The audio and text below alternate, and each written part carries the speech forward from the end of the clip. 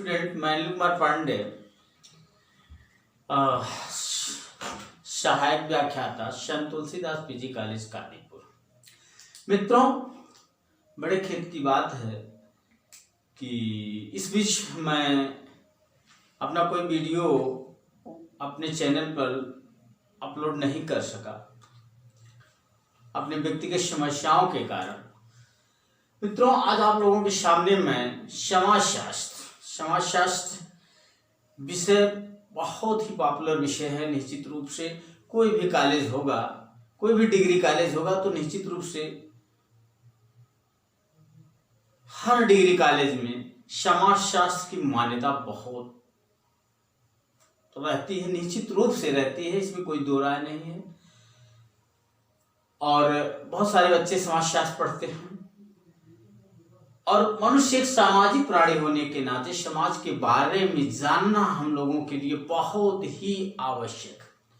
तो जैसे मैंने नाम लिया समाजशास्त्र विषय एक स्वतंत्र विषय है जो समाज से जुड़ा हुआ है और इसके जन्मदाता अगस्त कॉम्टे हैं और इसी से जुड़ा हुआ एक और है शैक्षिक समाजशास्त्र। शैक्षिक समाजशास्त्र के जन्मदाता जॉर्ज पेने। मित्रों, उसी समाजशास्त्र और शैक्षिक समाजशास्त्र से जुड़ा हुआ एक टॉपिक है, वो है सामाजिक गतिशीलता। सामाजिक गतिशीलता अर्थात समाज कैसे गति करता है, व्यक्ति कैसे गतिशील होता, कैसे गति करता है, उसे समाजशास्त्री भाषा में सामाजिक गतिशीलता और अंग्रेजी में उसे सोशल मोबिलिटी कहते हैं।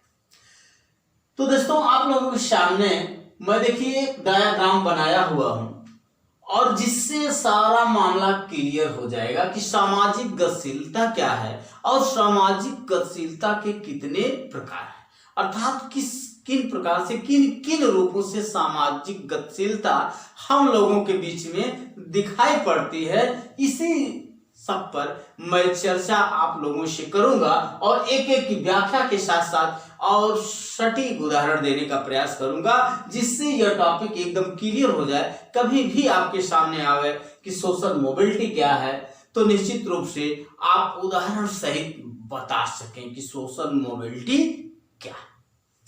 मित्रों, ये डायग्राम जो है आप लोगों के सामने जो बनाया गया है निश्चित रूप से एक मान के बनाया गया है कि देखिए सीखने के जो स्तर होते हैं, शिक्षण के जो स्तर होते हैं वो जो है क्या होते हैं, 3 प्रकार के होते हैं, जैसे मेमोरी लेवल, अंडरस्टैंडिंग लेवल और थिंकिंग लेवल।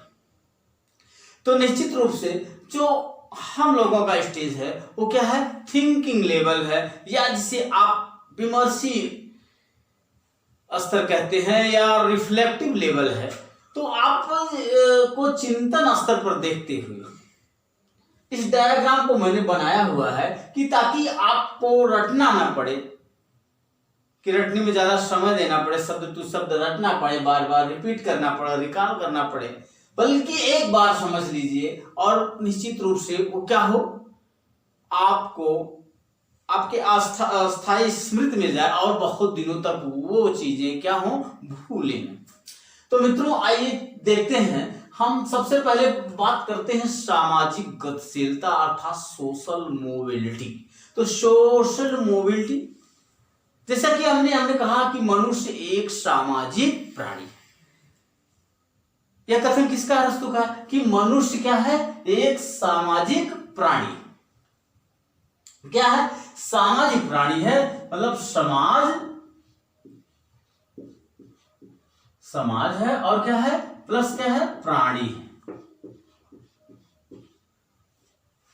मतलब ये आप जान लीजिए कि बिना प्राणी के समाज का कोई अस्तित्व नहीं, बिना प्राणी के समाज का कोई अस्तित्व नहीं है और बिना समाज के यह प्राणी जीवित नहीं रह सकता। मित्रों, जैसे कि मैं आपको बताना चाहूं कि प्राणी जो होता है क्या करता है, जैसे कि मैंने परिभाषा कहा कि अरस्तु ने कहा है कि मनुष्य एक सामाजिक प्राणी, क्या है, सामाजिक प्राणी है। तो अगर आप देख लीजिए कोई भी जीवधारी है, सबका अपना अपना क्या होता है, समाज होता है। और अगर एक व्यक्ति को उस समाज से अलग कर दिया जाए, उस व्यक्ति को मतलब समाज से उसको अलग कर दिया जाए, निश्चित रूप से उस क्या हो जाएगा, वह कुंठा, भग्नाशा और चिंता का शिकार हो जाएगा। शायद वह जो है सुसाइड इत्यादि कर सकता है, बहुत सारी चीजें हो सकती हैं, क्योंकि वह बिना समाज के जीवित, कोई भी प्राणी बिना समाज के जीवित नहीं रह सकता। हाँ, दो ही लोग रह सकते हैं, या तो कौन, साक्षात ईश्वर, और या तो फिर क्या हो, जिसका स्क्रू ढीला हो गया अर्थात पागल हो, उसे भी समाज की आवश्यकता नहीं होती है। वह अपने आप में क्या होता है, परिपूर्ण अपने आप को मानता है। तो मित्रों, अगर हम बात करें समाज और प्राणी की और इसी से इसकी व्याख्या करें तो यह कह सकते हैं कि किसी समाज या समूह या समूह, यह क्या है, या समूह, किसी समाज, समूह या व्यक्ति के अर्थात प्राणी के उसमें जो क्या होती है, गतिशीलता होती है, अर्थात वह प्रगति करता है अपने स्तर से। वो क्या करता है, जब ऊपर जाता है तो उसे क्या कहते हैं हम, सामाजिक गतिशीलता कहते हैं। किसकी भाषा में, समाजशास्त्र की भाषा में उसे हम क्या कहते हैं, सामाजिक गतिशीलता कहते हैं। तो आप यह समझ गए होंगे कि सामाजिक गतिशीलता क्या। डियर स्टूडेंट, आई होप कि आप ये निश्चित रूप से समझ गए होंगे, या फिर आप खुद परिभाषा बना लीजिए कि किसी व्यक्ति या समूह में जो प्रगति होती है, जो क्या होती है, प्रगति, या फिर क्या होती है, अधोगति होती है, उसी को हम क्या कहते हैं, सामाजिक गतिशीलता कहते हैं। मैं पुनः इस बात को कह रहा हूं कि जब किसी व्यक्ति या समूह के स्तर में क्या होती है, प्रगति होती है या अधोगति होती है, तो उसे हम समाजशास्त्र की भाषा में क्या कहते हैं, सामाजिक गतिशीलता या सोशल मोबिलिटी उसे कहते हैं। आई होप यहां तक स्टूडेंट आपको निश्चित रूप से क्या हो गया होगा, क्लियर हो गया होगा कि सोशल मोबिलिटी क्या है। मित्रों, उसके बाद आप देखिए, अब आपको हम लेके आते हैं इस डायाग्राम पर। जो डायाग्राम बना हुआ है किसका, सोशल मोबिलिटी का बना हुआ। इसमें देखिए इतने शब्द लिखे हुए हैं और ये दो रेखाएं बनी हुई हैं, एक ये है और एक ये है। तो आप जानते होंगे जो समानांतर रेखा होती है वो क्या होती है, उसे अंग्रेजी में क्या कहते हैं, हॉरिजॉन्टल कहते हैं, हॉरिजॉन्टल कहते हैं। और जो ये रेखा होती है, कड़ी रेखा होती है, अर्थात जो पड़ी रेखा होती है उसे क्या कहते हैं, हॉरिजॉन्टल कहते हैं। और जो खड़ी रेखा होती है उसे हम क्या कहते हैं, वर्टिकल कहते हैं, वर्टिकल होती है। तो अब उसका कोई बिंदु होता है, ये देखिए बिंदु बना हुआ है, इस बिंदु से अगर ऊपर जाती है तो इसी वर्टिकल को क्या कहेंगे, वर्टिकली अपवर्ड लाइन कहेंगे। और अगर जो है इसी बिंदु से यही रेखा नीचे आती है तो वर्टिकली डाउनवर्ड कहेंगे। और इसके बाद अगर ये समांतर रेखा जो आपकी जा रही है इसे हम क्या कहते हैं, हॉरिजॉन्टल कहते हैं, हॉरिजॉन्टल लाइन कहते हैं। और ये समांतर जा रही है, इसे हॉरिजॉन्टल या हिंदी में क्या कहते हैं, समतल या क्षैतिज रेखा। अब इसी रेखा के माध्यम से आपको मैं सामाजिक गतिशीलता अर्थात सोशल मोबिलिटी विथ उदाहरण बताने का प्रयास करता हूं। तो आइए दोस्तों, सबसे पहले हम क्या करते हैं, ये ऊपरमुखी गतिशीलता की बात करते हैं। किसकी, ऊपरमुखी गतिशीलता की बात करते हैं, जिसे अंग्रेजी में vertically upward line, upward mobility कहेंगे, वर्टिकली अपवर्ड मोबिलिटी या ऊपरमुखी गतिशीलता।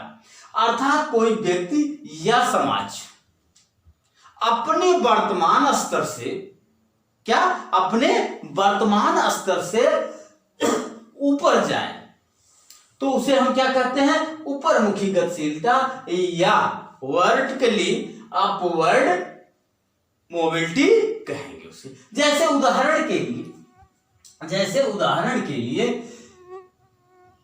कोई चपरासी, क्या है,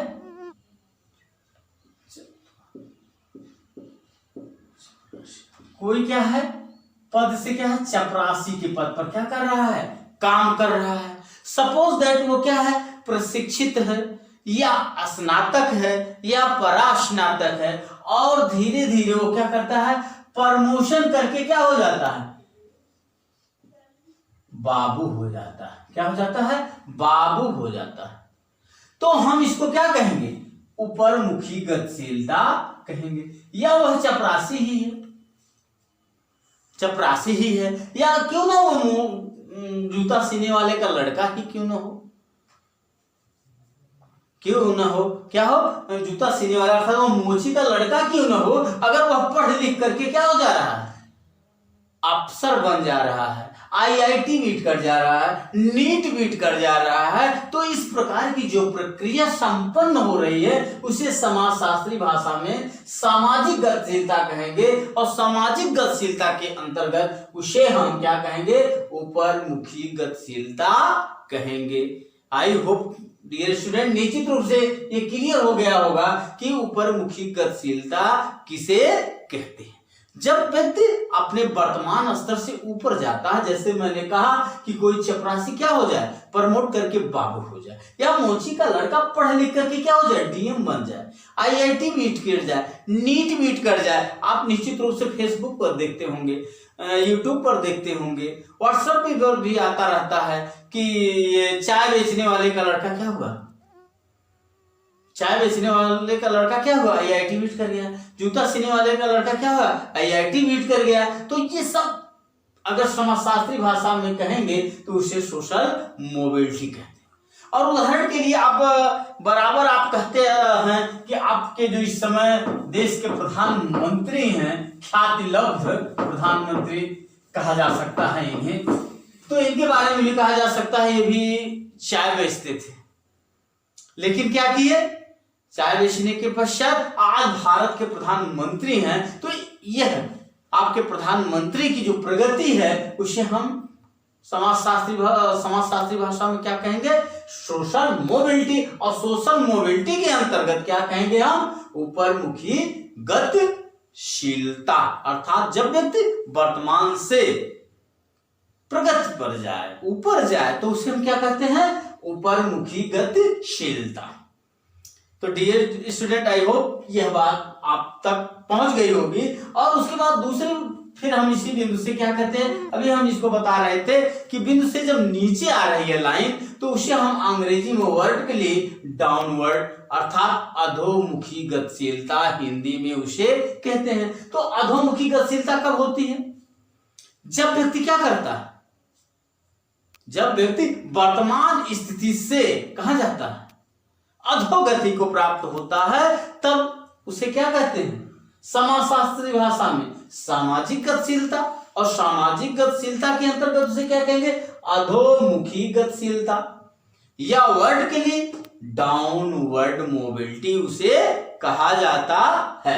अब उदाहरण के लिए देख लीजिए कैसे, जैसे आप अभी अधोमुखी गतिशीलता की बात हो रही थी, तो क्या होता है, जैसे कोई व्यक्ति क्या है, कोई व्यक्ति क्या है, मान लीजिए क्या है, वो